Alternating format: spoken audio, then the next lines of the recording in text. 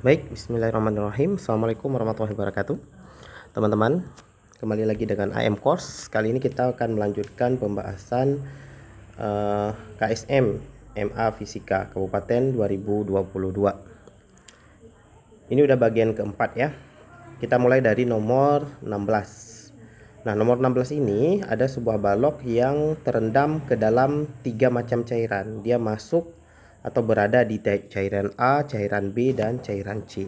Kalau kita lihat soal ya, dia berada di cairan A ya, setinggi 2 cm, kemudian berada di cairan B 4 cm, dan berada di cairan C itu sebesar 2 cm.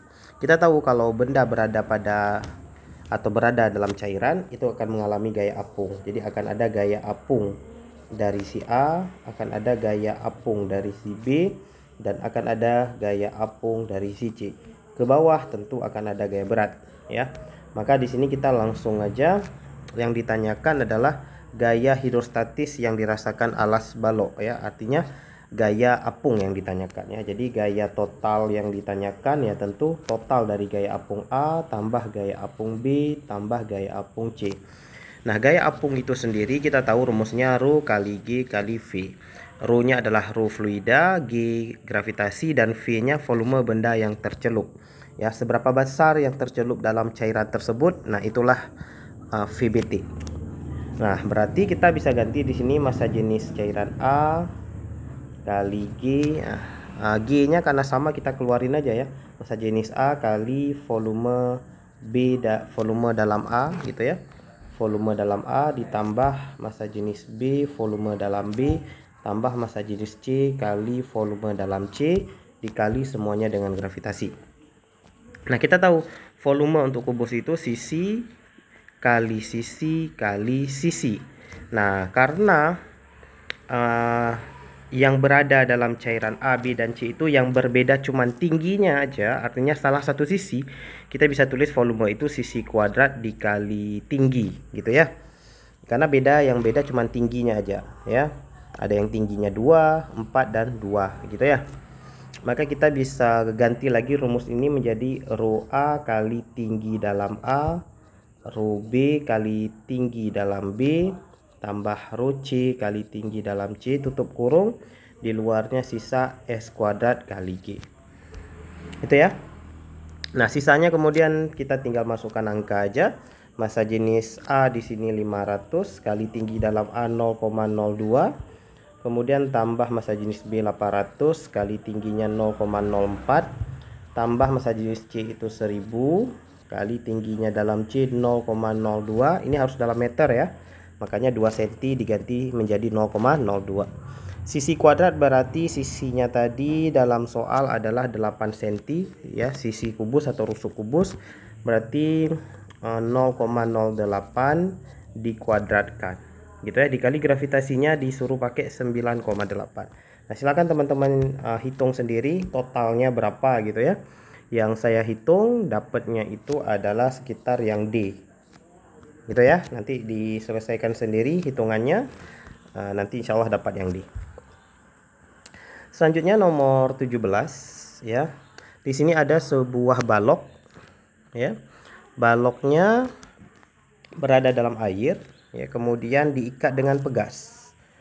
Yang ditanyakan adalah perubahan panjang pegas. Nah, mirip seperti soal tadi, kita gambar dulu.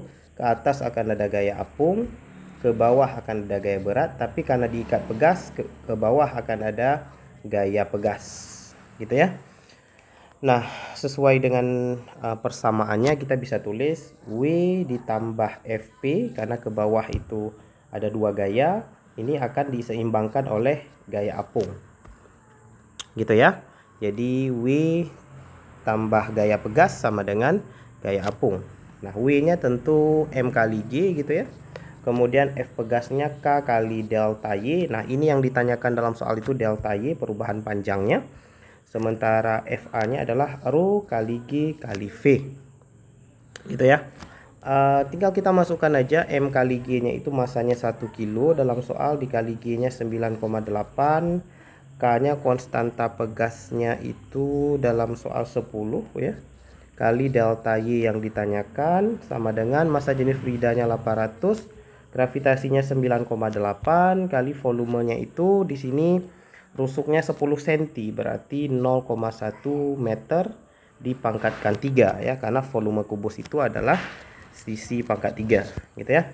Silakan teman-teman selesaikan hitungannya ini, insya Allah nanti akan dapat angka sekitar 19,6 cm gitu ya, karena diminta dalam soal cm ya. Jadi tentunya dapatnya nggak langsung senti ya, dapatnya sekian meter gitu ya, karena hitungan kita dalam SI, dalam meter, nanti berubah menjadi 19,6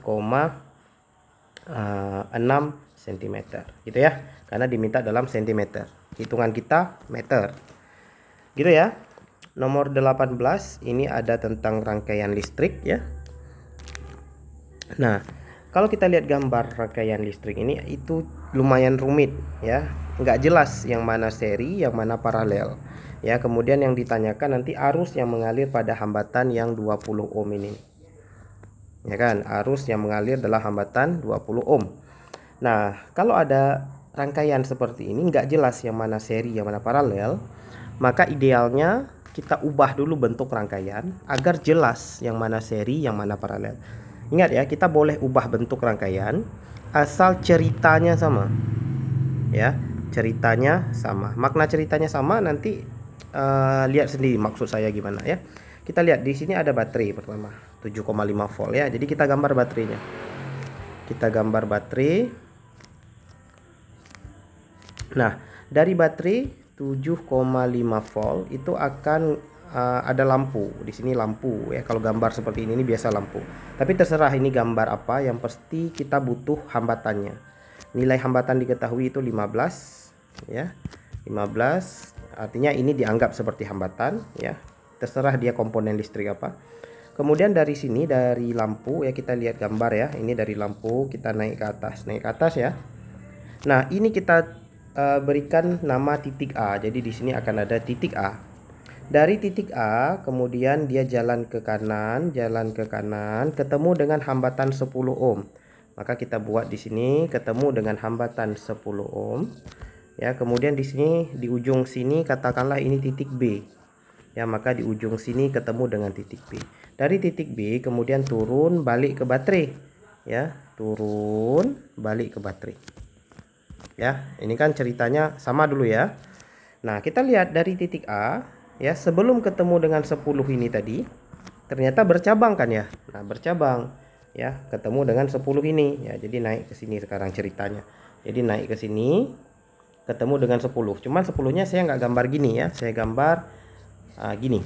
Ya sama aja kan, cuman kita bengkokin aja kabelnya ya. Kita nggak buat cabang baru, pokoknya kita bengkokin kabel. Ini 10 ohm. Gitu ya. Nah, dari sini, dari 10 ohm ini dia ketemu dengan suatu persimpangan yang agak rumit. Di persimpangan ini kita sebut nama titik C.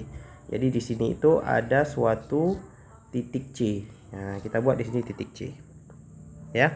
Pokoknya dia ketemu dengan titik C. Nah, kita lihat lagi dari si A di sebelah kiri. Si A naik ketemu dengan 10 yang atas. Maka dia dari si A, pokoknya dia ketemu dengan 10 yang atas. Kita gambar lagi 10 di sini boleh. Ya, kemudian dari si A ketemu lagi dengan 10 yang paling atas ini. Ketemu lagi dengan satu buah 10 lagi. Jadi ada sebuah, dari titik A itu ada 3 buah hambatan yang nilainya 10 ohm. Ketemu semuanya dari titik A dan semuanya bertemu di titik C. Perhatikan. Jadi dari A itu ketemu 10, 10, 10 gitu ya. Jadi semuanya sama tuh dari A ke C nilai 10. Jadi dari A ke C semuanya ini. Jadi selama ceritanya sama nggak apa-apa, bentuknya kita ubah. Kemudian kemana lagi si C? Dari C ketemu dengan hambatan 20. Ya, jadi dari C di sini ketemu dengan hambatan 20 ohm. Kemudian balik lagi dari C ketemu dengan B. Dari C ketemu dengan si B. Ya, dari si B kemudian kembali ke baterai. Nah, kalau udah seperti ini kita udah jelas nih yang mana seri, yang mana paralel. Nah, silakan teman-teman cari sendiri nih. Ini dicari, ini R total, ini paralel kan. Cari R total paralel. Setelah ini paralel, kemudian nanti jumlah paralel yang ini diserikan dengan yang 20. Gitu ya. Ikutin ya, ini seri. Nah, sampai sini nih pokoknya cari sendiri. Silakan nanti boleh berkonsultasi dengan guru fisika di sekolahnya atau pelatihnya gitu ya. Jadi paralel 10 10 10, kemudian seri dengan 20. Setelah seri dengan 20, total mereka semua ini ya, total mereka semua ini nanti diparalelkan dengan yang 10 lagi nih, paralel lagi. Ya, setelah itu baru nanti terakhir diserikan dengan yang 15. Itu ya, setelah dapat seri yang 15 itu udah dapat R total. Ya, setelah dapat R total, teman-teman bisa cari I total. Ya, setelah I total nanti kan baru bisa cari arus yang melalui hambatan 20 ohm. Gitu ya. Jadi kalau udah dapat segitu, insya Allah udah bisa lah ya. Nanti bisa konsultasi juga dengan guru di sekolahnya. Nanti dapatnya arus yang mengalir di hambatan 20 ohm itu adalah kalau yang saya cari itu 0,1 ampere. Nanti silahkan konsultasi di kolom komentar ya, berapa dapatnya gitu ya. I totalnya itu nanti dapatnya kalau saya itu 0,34 ampere. Kemudian R total kalau saya dapatnya itu adalah 22 ohm ya. Jadi teman-teman stepnya adalah cari R total dulu, setelah itu cari I total, baru bisa cari arus yang melalui hambatan 20 ohm gitu ya. Nah ini udah dibantu mengubah rangkaian, karena yang paling sulit di soal ini sebenarnya mengubah rangkaian. Setelah ubah rangkaian kita udah langsung tahu yang mana seri yang mana paralel. Insya Allah setelah itu udah gampang ya. Kita lanjut nomor 19. Nah untuk nomor 19 ini teman-teman, itu kalian kalau anak masih kelas 1 atau kelas 2, karena yang ikut KSM ini kan pasti kelas 1 kelas 2 kan ya. Nah itu mau nggak mau harus sudah belajar dulu ya, harus sudah belajar dulu tentang apa ya, tentang babnya ini namanya induksi. Ada 2 induksi ya di kelas 3 nih materinya, ada induksi magnet, satu lagi induksi elektromagnet ya. Jadi ini harus sudah belajar 2 bab ini baru bisa memahami soal ini atau bisa mengerjakan ya. Jadi saya anggap teman-teman sudah belajar gitu ya, karena nggak mungkin kita jelaskan 2 bab materi ini untuk membahas soal ini di sini ya. Jadi silahkan belajar dulu atau hubungi guru fisika terdekat ya untuk belajar tentang 2 bab ini agar bisa mudah memahami soal ini. Nah, jadi nanti yang pertama kita cari dari soal ini adalah fluksnya. Fluks pada toroida. Nah, toroida ini ada 2 jari-jari. Ada jari-jari kecilnya A ya, ada toroida tuh gini, ini A, jari-jari besarnya B. Jadi fluks yang melalui toroida itu ya, kita bisa cari di sini bentuknya itu integral ya, mu 0 kali N kali I per 2 PR. Nah ini adalah rumus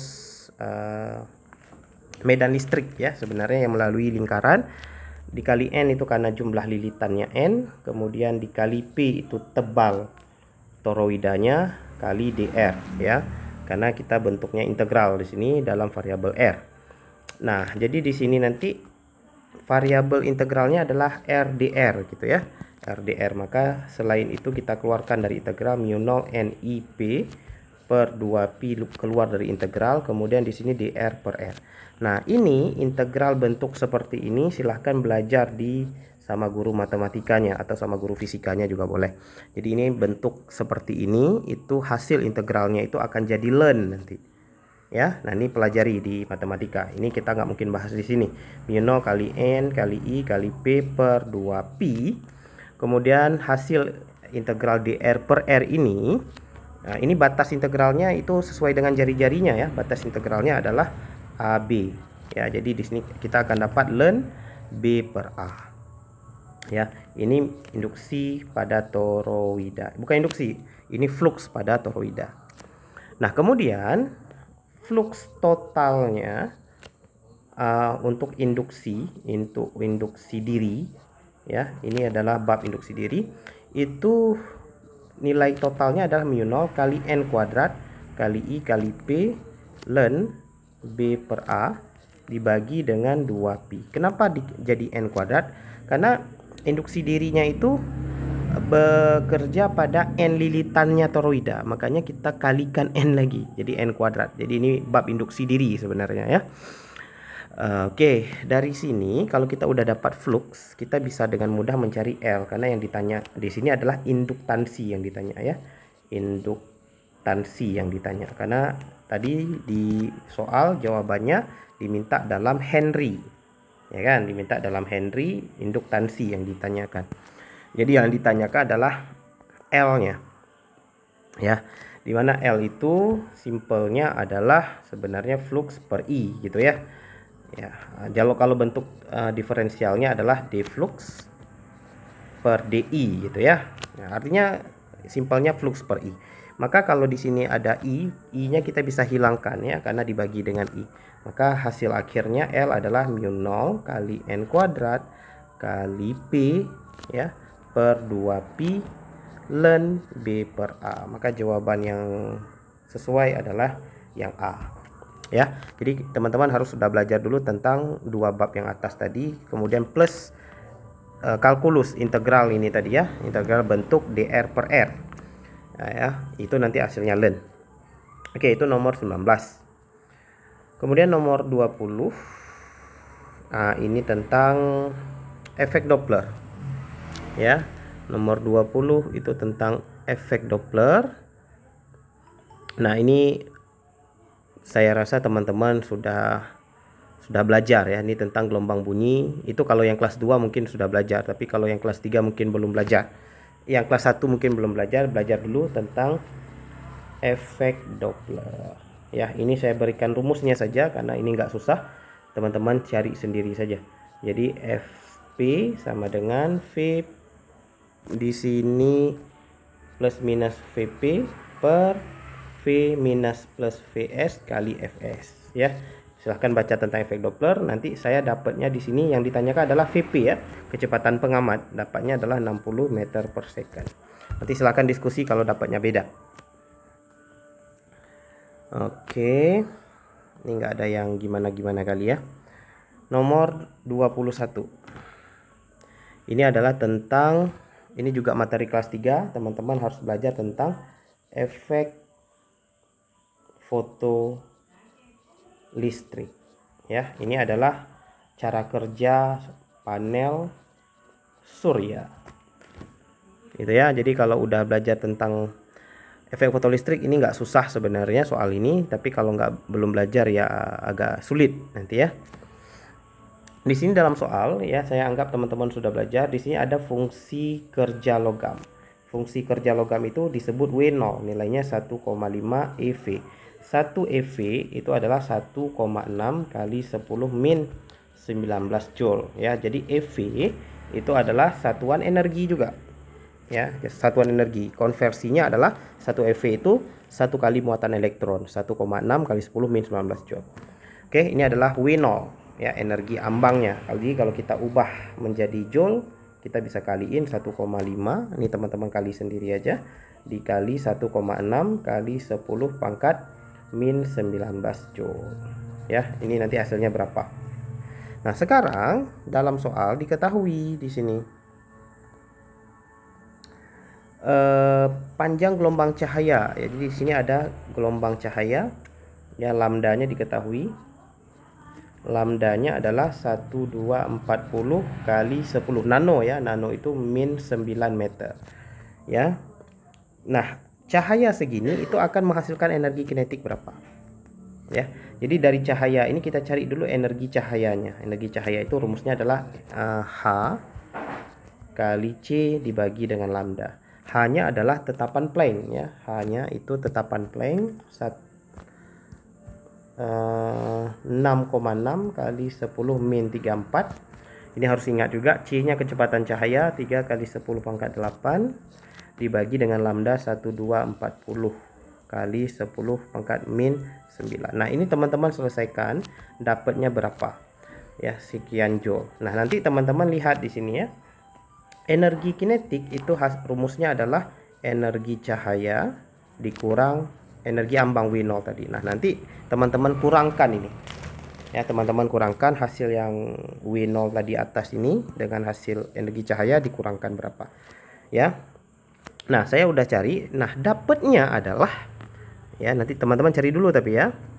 Dapatnya di sini adalah negatif nanti ya. Jadi nanti di sini kalau dikurangkan ternyata energi cahaya lebih kecil dari W0. Kalau setelah teman-teman cari, nanti dapatnya di sini negatif. Negatif. Ya. Nah, ingat energi kinetik itu dia besaran skalar. Ya, dia nggak mungkin negatif.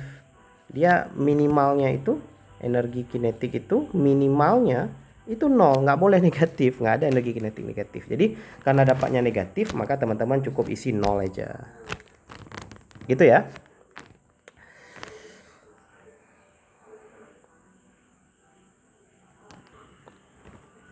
Oke, selanjutnya nomor 22. Ini adalah tentang pemantulan ya atau pembiasan. Nah, jadi di sini soalnya adalah cahayanya ada seberkas cahaya datang dari air menuju udara. Ini konsepnya adalah jadi kalau ada nanti soal cahaya begini datang dari medium rapat ke medium yang lebih renggang atau kurang rapat. Jadi dari medium yang lebih rapat ke medium kurang rapat, itu yang pertama kita harus cari dulu sudut kritis ya. Sudut kritis. Jadi ada konsep sudut kritis teman-teman. Silahkan baca kalau bagi yang belum tahu. Cara carinya adalah sin sudut kritis. Kita buat theta k aja sudut kritisnya. Itu adalah N2 per N1. N2 nya itu yang tujuan, N1 nya awal. Di sini yang tujuannya adalah ke udara indeks biasnya 1, tujuannya adalah air. Air itu 4/3. Berarti sin theta k dapatnya adalah 3/4. Berarti theta k dapatnya sin pangkat min 1 3/4. Nah, ini kalau kita cari dengan kalkulator atau kita perkirakan sin berapa yang hasilnya 3/4. Itu dapatnya itu ya. Itu adalah antara sin 30 dan sin 60 ya. Tapi kalau kita cari dengan kalkulator kita akan dapat angkanya 48 derajat gitu ya. Artinya sudutnya itu antara 30 dan 60 lah ya. Nggak akan lebih dari sudut 60 tuh, karena 3/4 itu pasti kurang dari sin 60. Nah, ini sudut kritisnya begini. Nah, masalahnya adalah dalam soal ini sudut datangnya 80. Jadi sudut datang lebih besar dari sudut kritis. Kalau ini yang terjadi, maka yang terjadi ya, kalau sudut datang lebih besar dari sudut kritis, yang terjadi adalah pemantulan sempurna. Jadi nggak ada pembiasannya ya. Tapi kalau sudut datang lebih kecil dari sudut kritis, itu tetap ada pembiasan. Ya, kalau sudut datang sama dengan sudut kritis, itu pembiasannya 90 derajat sudutnya. Ya, tapi karena lebih besar sudut datang daripada sudut kritis, maka akan terjadi pemantulan sempurna. Jadi saran saya, kalian baca dulu tentang sudut kritis dan pemantulan sempurna, baru bisa mudah paham untuk soal ini. Nah, kalau terjadi pemantulan sempurna, artinya berlaku hukum pemantulan. Hukum pemantulan kita udah belajar dari SD ya. Sudut datang, sinar datang, sinar pantul gitu ya. Kemudian ada sinar datang, ada sinar pantul, ada SD, ada SP, sinar datang, sinar pantul. Nah, kalau ada pemantulan begini, sudut datangnya 80, maka sudut pantulnya juga pasti 80. Jadi jawabannya langsung C, teman-teman. Ya, jadi nggak perlu dicari kali, karena jawabannya langsung C ya, karena yang terjadi adalah pemantulan. Oke, gitu ya. Nomor 23, ini masih tentang cahaya juga. Ya, kita langsung ke soalnya ya. Di sini di awal dibahas tentang gelombang bunyi ya, tapi soalnya tentang gelombang cahaya gitu ya. Di sini gelombang cahaya datang dari udara, indeks bias udaranya 1, kecepatan di udara V di udara nilainya 3 kali 10 pangkat 8 ya. Kemudian dia masuk ke suatu zat yang indeks biasnya B kali N air ya. Bentar. Oke, kemudian merambat dalam seberkas cahaya datang di udara dengan kecepatan. Jika cahaya tersebut dilewatkan pada suatu media lain dengan indeks bias zat B kali N air ya. B kali N air. Oke. B-nya adalah jumlah rakaat salat qashar salat maghrib. Nah, ingat qashar salat maghrib itu enggak dikosar ya, jadi tetap 3 rakaat. Jadi 3 dikali indeks bias air itu 4/3. Berarti hasilnya indeks bias zatnya 4 ya. Indeks bias zatnya 4. Oke, jadi ditanyakan kecepatan cahaya dalam, maka kecepatan cahaya saat itu menjadi, nah kecepatan cahaya dalam zat ini ya, dalam zat itu. Jadi rumusnya adalah N1 V1 N2 V2. Ini rumusnya ya.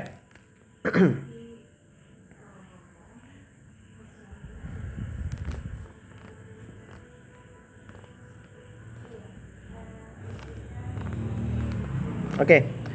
Kemudian kita tinggal masukkan aja N1 nya itu udara, kita anggap aja udara 3 kali 10 pangkat 8, N2 nya itu 4 ya. Ini nanti adalah V2, maka V2 hasilnya adalah 1/4 kali 3 kali 10 pangkat 8, maka hasilnya adalah V2 1/4 kali semula ya, karena jawabannya dalam kali semula gitu ya. Semulanya 3 kali 10 pangkat 8, maka hasilnya adalah 1/4 kali semula.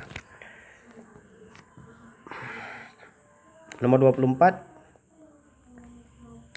Nah ini saya di soal nggak jelas ya satuannya apa.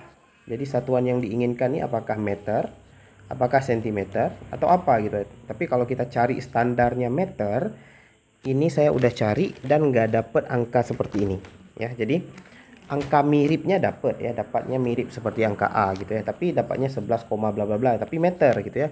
Nah ini mungkin jawabannya dalam mili atau dalam senti, wallahu alam ya, karena nggak dibilang jawabannya dalam apa. Tapi kalau nggak dibilang jawabannya dalam apa, standarnya kita cari dalam satuan SI yaitu meter ya. Tapi yang penting caranya gini, kita cari dulu kecepatan molekul gas, itu kecepatan RMS namanya, RMS. Jadi ini adalah bab teori kinetik gas, bab TKG ya. Jadi VRMS itu rumusnya adalah akar 3 kali R kali T per MR, dimana R ini adalah tetapan gas ideal. Teman-teman pasti udah tahu, yang kelas 2 udah belajar mungkin. Kalau T nya suhunya adalah T tapi wajib Kelvin ya.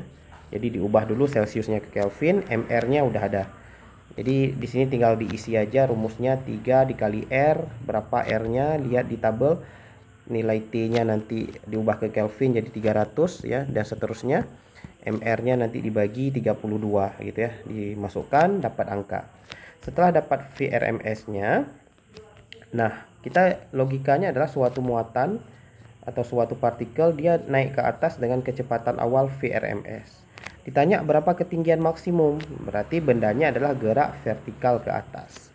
Kalau gerak vertikal ke atas ditanya ketinggian maksimum, kita bisa cari rumusnya. H maksimum pada gerak vertikal ke atas adalah V kuadrat per 2G. V0 ya, V0 kecepatan awal. Nah, kecepatan awalnya adalah yang dapat tadi dari VRMS di sini. Silakan teman-teman masukkan angkanya, nanti lihat sendiri jawabannya dapat berapa. Itu ya. Terakhir nomor 25, ini juga soal yang cukup menarik ya, tapi sayangnya di sini ada yang tidak diketahui banyak ya. Maksudnya kita harus tahu sendiri ya. Di sini adalah suatu dua kotak A dan B terhubung dengan terowongan gitu ya, yang lurus sejauh 1000 km seperti pada gambar. Diketahui jari-jari bumi. Jadi kita untuk soal ini jari-jari bumi udah ada, tapi di sini kita harus tahu massa bumi kalau kita mau perhitungkannya betul-betul detail ya. Kalau enggak kita nggak bisa ya. Jadi kita paling asumsinya adalah karena nggak diketahui massa bumi, kita nggak hafal juga ya. Jadi asumsinya adalah terowongan ini dibuat, walaupun dia menembus dari kota A ke kota B, tapi dari kulit atas ini dia cukup kita anggap dangkal gitu ya. Dangkal artinya nggak terlalu dalam. Jadi dengan asumsi gravitasinya tetap 9,8 ya, atau 10 meter per sekon kuadrat. Jadi kita anggap tetap seperti di permukaan ya. Kalau enggak kita harus cari dengan metode lain, karena dia menembus bumi, gravitasinya enggak 9,8, bisa juga kita cari ya, tapi jawabannya nanti dalam masa bumi gitu ya. Kita nggak tahu masa bumi. Kalau kita tahu masa bumi bisa ya. Oke, kita asumsikan gini aja ya. Jadi caranya adalah yang ditanyakan adalah kecepatan maksimum. Nah, kalau dia dijatuhkan dari A, ini adalah pusat bumi ya. Kalau dia dijatuhkan dari A, nanti setengah perjalanannya dari A menuju B di tengah-tengah ini itu akan, saat di tengah itu kecepatannya akan maksimum ya. Kemudian ketika mencapai B kecepatannya kembali 0. Dijatuhkan dari A kecepatan 0 sampai B kecepatannya 0 lagi gitu. Ya, jadi kecepatan maksimum ada di tengah. Nah, metode yang mudah untuk menyelesaikan ini adalah metode usaha energi. Ya, metode memakai teorema usaha energi. Silakan hubungi guru fisika terdekat ya untuk belajar kalau belum belajar. Rumusnya adalah W sama dengan delta IK, karena di sini yang berubah energi kinetik. W-nya harus kita pakai metode integral, jadi FDS ya, karena gayanya berubah di situ. Tergantung sudut ya. FDS setengah kali M kali V kuadrat ya. Karena energi kinetik awal 0, jadi energi kinetik yang ada cuman saat dia di tengah-tengah torongan. Jadi kita udah langsung dapat Vmax nanti di sini. Ya, F-nya apa? F-nya itu adalah gaya gravitasi ke sini.